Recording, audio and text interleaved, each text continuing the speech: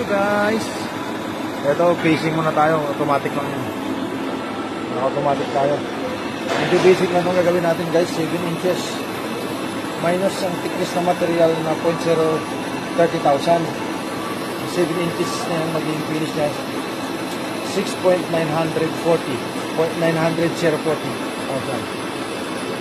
Yan, kasi babawas yung thickness. Yan. Kaya pag finish na yan, after nyan, finish na yung facing. After niya, mag-thread ba ako para ipasok siya dito sa adapter. Pag pinasok ko na siya dito, makapag-machine ako all the way kasi ngayon nakakapit pa yung chuck. Hindi ko pa may machine all the way. All the way, para mayroon yan sa patay silya. All the way. All the way to the top. Yan. Yan lang lamang pag medyo... Yes!